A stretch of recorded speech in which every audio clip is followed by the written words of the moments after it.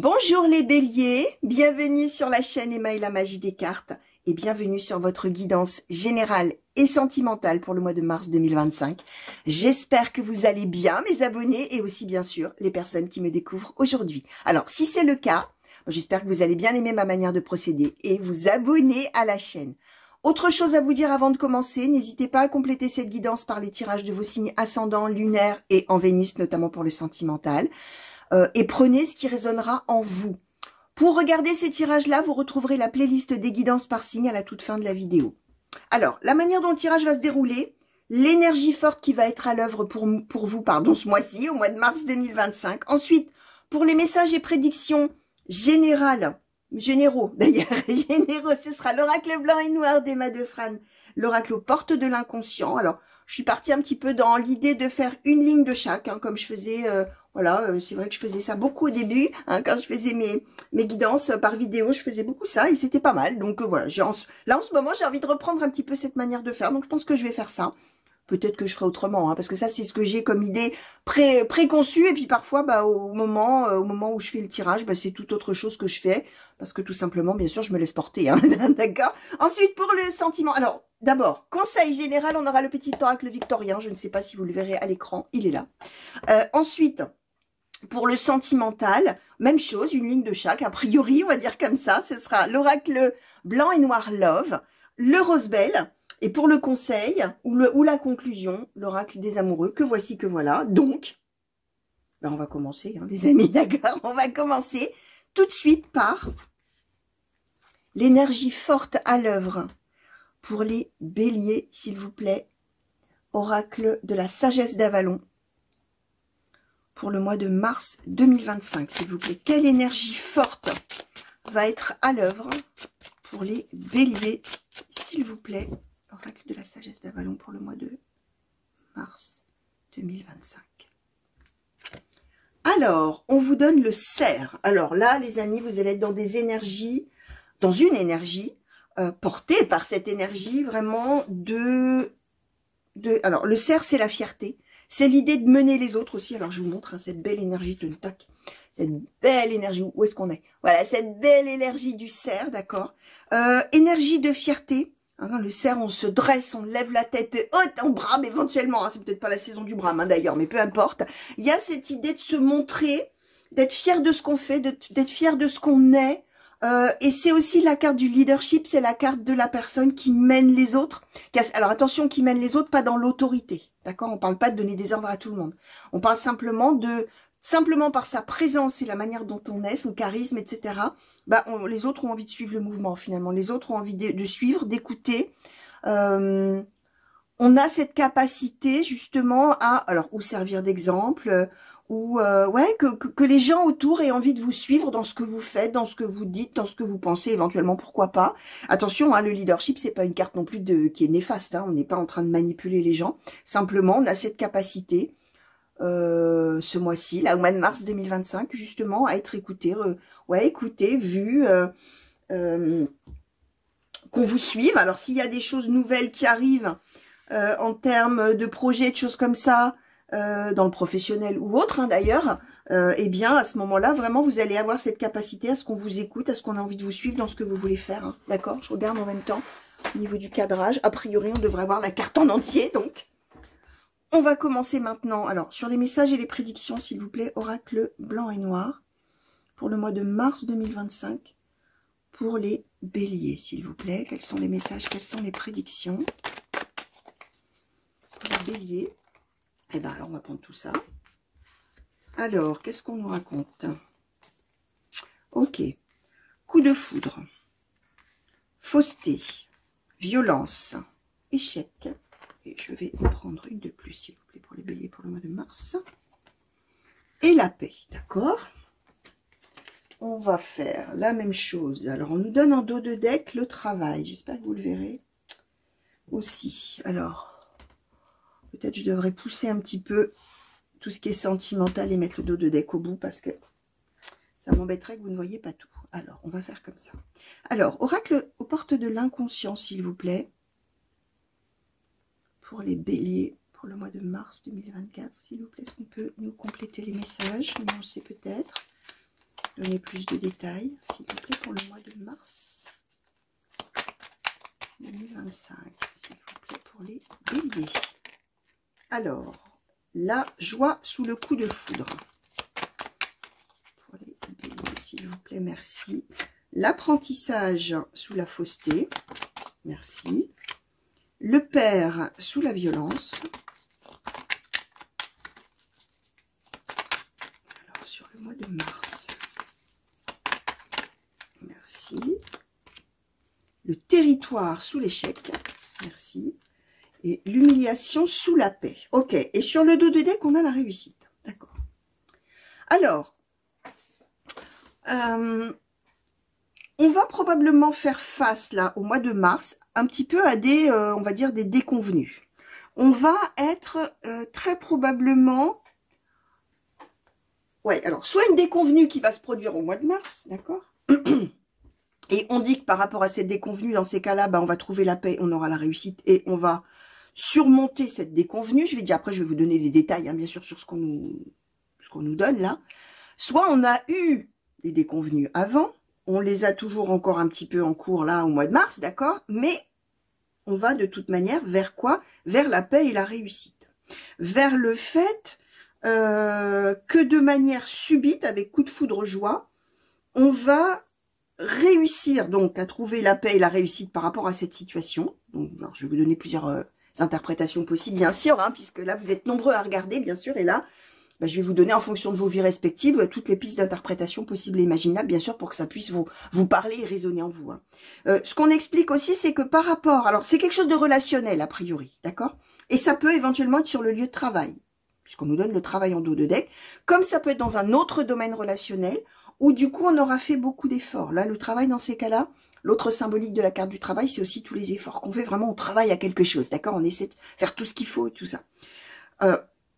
Donc, par rapport à ça, on va être aussi dans un mois où non seulement on va trouver la paix et être en position de réussite en surmontant vraiment ça, d'accord, avec cette joie. Le coup de foudre, c'est la manière rapide, inattendue peut-être, subite que ça se passe. Et on va aussi, avec fausseté apprentissage, on va apprendre, alors soit au sujet de la personne ou des personnes concernées, mais on va de toute manière apprendre de cette expérience de vie, de cette étape ou de cette épreuve, hein, si on en a souffert, on va en apprendre quelque chose pour finalement justement se retrouver en paix par rapport aux choses et en situation de réussite.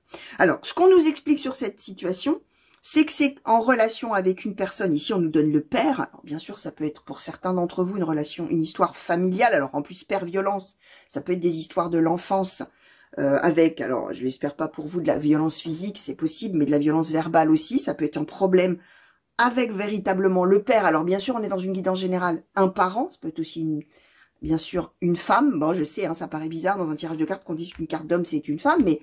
On est dans du général, on n'est pas dans un tirage privé, bien sûr. Sinon, je vous dirais, oui, là, ça réfère au père, évidemment. Mais là, je vais vous donner toutes les symboliques. Donc, comme je disais, homme ou femme, un parent, un grand-parent, pourquoi pas, un oncle, une tante, voilà, quelque chose comme ça. Mais il y a une idée d'un petit peu d'ascendant. Si on est dans le domaine professionnel, cette carte-là peut référer au supérieur hiérarchique ou à la supérieure hiérarchique, patron, patronne, un collègue ou une collègue plus expérimentée aussi. Ça peut être une personne de l'entourage sans que ce soit le père, mais avec laquelle il y a une différence d'âge, le père ou mère, hein, quelqu'un qui est plus âgé ou plus mature, homme ou femme.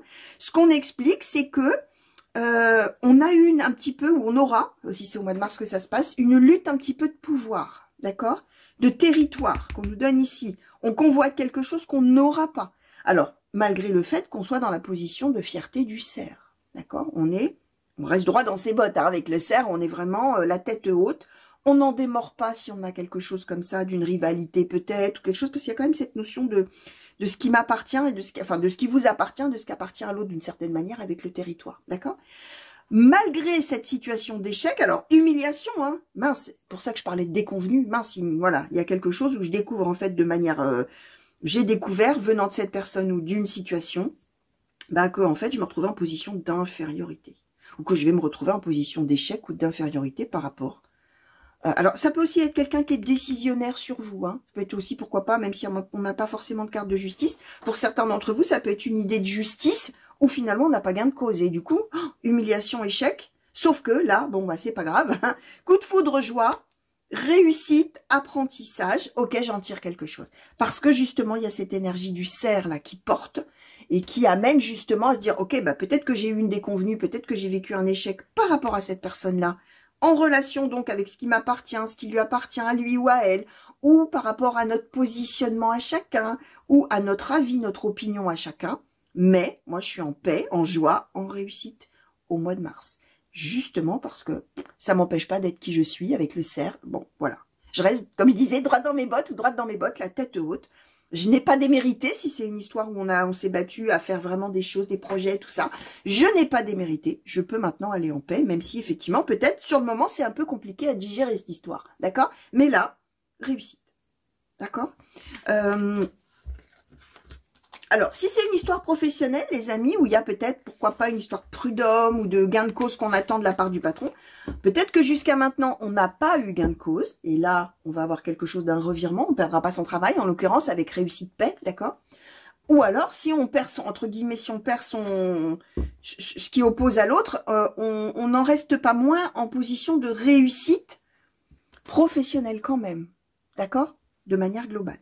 Alors, maintenant, on va demander pour le sentimental, un petit peu, à l'oracle blanc et noir love, s'il vous plaît, pour les béliers pour le mois de mars 2025. Quels sont les messages, quelles sont les prédictions, s'il vous plaît? Alors, l'intrigue. Le mois de mars 2025, s'il vous plaît, merci. Les enfants, la distance. Alors, pour le mois de mars 2025, s'il vous plaît, pour les béliers. Alors, on va prendre les béliers. Ah ben voilà, on en a deux. Les âmes sœurs, le secret, ok. Alors, sur le dos de deck, on nous donne les disputes. Alors, oracle Rosebelle, s'il vous plaît, pour les béliers, pour le mois de mars 2025. Quels sont les messages, quelles sont les prédictions? Pour compléter, s'il vous plaît, ce qu'on nous a déjà donné. Merci. Alors, la campagne sous l'intrigue, la négociation sous les enfants.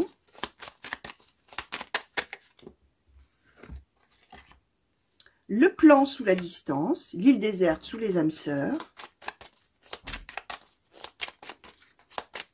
Alors, pour les béliers, s'il vous plaît. La malice sous le secret et le départ sous les disputes. Bon, alors, bon, on va, oui, effectivement, on va avoir envie de s'affirmer aussi dans le sentimental, les amis, d'accord? Alors, j'ai coutume de le dire, mais je le dis, voilà, ceux qui sont, qui me suivent, hein, vous le savez, je l'ai déjà dit 100 fois, mais pour ceux qui me découvrent, si ça ne vous parle pas du tout, vous dites, bah, qu'est-ce que, non, pas du tout, ça ne ressemble absolument pas à ma vie, c'est pas grave, hein, d'accord? C'est ce que j'expliquais, enfin, ce que je disais, n'hésitez pas à aller voir vos autres signes. Peut-être que au mois de mars, vous serez plus sous l'influence de l'ascendant, du lunaire, éventuellement du signe en Vénus d'ailleurs. Donc, voilà, n'hésitez pas, vous pouvez écouter, c'est pas parce que vous écoutez que ça va s'avérer forcément, hein, d'accord? Vous écoutez, vous pouvez dire, ok, d'accord, je décide que je prends pas. Ou, je décide de rester en ouverture, je verrai ce qui se passera en mars, ou sinon, je décide que je prends pas du tout, d'accord? Et je vais aller voir les autres signes. Ou alors, je vais reconnaître un petit peu là-dedans, mais je vais aller compléter avec les autres signes. Bien sûr, hein, on est dans des tirages qui sont des tirages généraux, d'accord? Alors, je disais que quand même, comme on est dans l'énergie du cerf, d'accord, qu'on on a envie de mener les choses, on a envie de mener la barque, et on est cette position de fierté, là, pardon, on est quand même... Alors, ouais, il y a quand même des pensées qui vont rester dans la tête, d'accord, concernant l'autre, en se demandant ce qui se passe au niveau de la relation, en trouvant probablement, alors là je parle pour les couples, hein, d'accord, en trouvant probablement dans son fort intérieur que l'autre n'en fait peut-être pas assez dans la relation, est un peu absent, est un peu distant, ou distante, hein,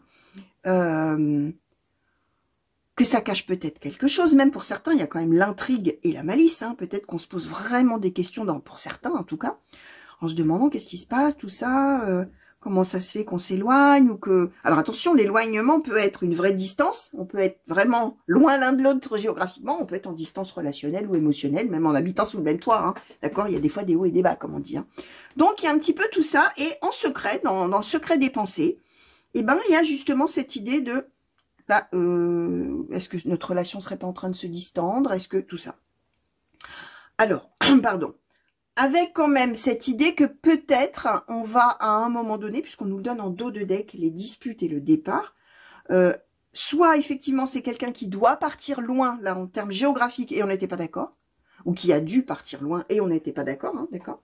Soit on projette peut-être sur la suite, qu'à un moment donné peut-être on se disputera et on envisagera ce qu'on fait pour la suite de la relation avec le départ, d'accord. Peut être ça aussi. Mais ça c'est dans le secret des pensées. On n'est pas forcément, il est possible aussi qu'on se dispute en mars, hein, puisqu'on est dans l'énergie du cerf, pourquoi pas, ou alors attention, qu'on se dispute ou qu'on s'affirme, hein, ok. Comme ça peut être pour plus tard, ou alors ça a déjà eu lieu, hein, bien sûr, sur un tirage général, c'est ce que je vous ai expliqué tout à l'heure. N'empêche que, ce qu'on explique quand même, c'est que même si, dans sa tête, on pense peut-être à des choses comme ça, au mois de mars, les amis, on ne va pas être happé, forcément être happé plus loin par ces pensées-là. On va être plutôt dans la projection vers la suite. Comment je vais faire le plan? Comment je vais faire, comment je vais faire ou comment on va faire tous les deux, comment allons-nous nous organiser par rapport à cette distance, qu'est-ce qu'on va prévoir, Alors, si on trouve que l'autre s'éloigne émotionnellement, c'est peut-être, bon, comment je vais m'y prendre. Si on est loin l'un de l'autre tous les deux, comment on organise par rapport à la distance tous les deux, hein, d'accord, si c'est une distance géographique. Et ce qu'on voit, c'est qu'on a la campagne, c'est-à-dire que les questions qu'on se pose ou qu'on se posait, ça va s'arranger, la campagne, c'est vraiment l'amélioration, le mieux-être, tout ça. Alors, si c'est quelqu'un qui est parti loin, c'est peut-être l'intrigue est au sujet du lieu où la personne est partie, hein, d'accord. Et négociation enfant, ça veut dire que on va, alors, si on a des enfants, même chose, je suis obligée de tout vous donner. Hein. Si on a des enfants et qu'on doit être éloigné géographiquement, bah c'est pareil, négociation, plan, comment on s'organise, comment on fait, qu'est-ce qu'on prévoit, tout ça. Si on est juste en distance émotionnelle, ou si on est en distance éloignée, mais que on n'a pas d'enfant, ça réfère à l'immaturité, au fait que peut-être justement on s'est un peu posé des questions bêtes d'une certaine manière, un peu immature tout ça par rapport au fait qu'on se disait ouais bah alors du coup s'il y a cette distance c'est qu'on s'aime plus, c'est qu'il ou elle ne m'aime plus, c'est que forcément à un moment donné on va se quitter, c'est que ça va s'arrêter, tout ça, enfantillage finalement d'une certaine manière. Là on a la négociation. Autrement dit on va pouvoir discuter, parler, prévoir des choses pour la suite et ça d'une certaine manière on va le garder dans le secret de ses pensées ou de son cœur, d'accord? En tout cas, au mois de mars. Ok. En tout cas, on voit qu'on fait des choses et qu'on a une amélioration. D'accord? Alors, que j'écoute un petit peu du point de vue des célibataires. Ouais, alors, pour les célibataires, en tout cas là, à ceux à qui ça va parler, il y a effectivement beaucoup de questionnements sur est-ce que à un moment donné, bah, je vais trouver l'âme sœur, tout simplement, hein, l'âme sœur, l'île déserte. Hein. Donc là, je suis dans un célibat. Alors là, dans ces cas-là, on parle à ceux qui parmi vous souffrent du célibat. D'accord, il y en a qui sont très heureux d'être célibataires. Hein. D'accord. Là, bien sûr, on parle à ceux qui se posent des questions avec l'intrigue. Qui suis-je, où vais-je, dans quelle étagère, hein, comme dirait l'autre. Hein. On regarde je vous montre hein, la carte. Hein, on cherche les indices là. On regarde. Alors. Comment est ma vie, où est-ce que je vais, qu'est-ce que je vais trouver, est-ce que éventuellement une âme sœur aurait laissé des traces autour de moi que je pourrais suivre, c'est tout ça, hein. C'est Sherlock Holmes, d'accord. Et âme sœur, il déserte, ça veut dire, bah, pour l'instant, j'ai pas trouvé l'âme sœur. Voilà. Je me dis aussi que c'est sûrement un mauvais cours du destin, hein, avec un mauvais coup, pardon, du destin, avec la malice, le secret, tout ça. Par contre, ce qui est intéressant, c'est que, alors, là, même chose. On a ça dans le secret de son cœur, on se dit, oh là là, ouais, mais en fait, si je trouvais jamais personne, j'ai jamais trouvé personne, quelque chose comme ça. Mais, on se projette. C'est toujours pareil. Alors, comment je vais m'organiser? Comment je vais faire, puisque bah, l'âme sœur doit être très très loin, comment je vais faire? Mon plan. D'accord, mon plan, négociation, comment je vais... Alors là, négociation, c'est pas avec quelqu'un, c'est comment je m'organise avec moi-même, d'une certaine manière, comment je trouve, qu'est-ce que je peux faire, qu'est-ce que je peux planifier, qu'est-ce que je peux organiser, justement pour changer cet état de fait de célibat. Moi qui, d'autre part, puisqu'on nous donne en dos de deck, et peut-être toujours été dans des relations où soit je m'entendais finalement pas avec la personne, soit on finissait vraiment par se disputer, soit, d'accord, tout ça, et où j'ai dû, peut-être, j'ai été quittée, ou j'ai quitté moi-même. Je suis jamais restée, peut-être avec quelqu'un. Alors, on va demander... Ah bah j'ai pas demandé le conseil, tiens, tout à l'heure, j'ai oublié le conseil général, bah c'est pas grave, on va demander les deux, en même temps. Je vais commencer par contre par le sentimental, hein, vu que c'est encore frais dans notre... C'est tout frais. Alors, un conseil ou une conclusion sentimentale, s'il vous plaît, oracle des amoureux, pour les béliers. Merci. Alors, on vous donne le nouveau départ, ou le nouveau commencement. Une nouvelle aventure commence. alors attendez, il faut que je traduise en même temps.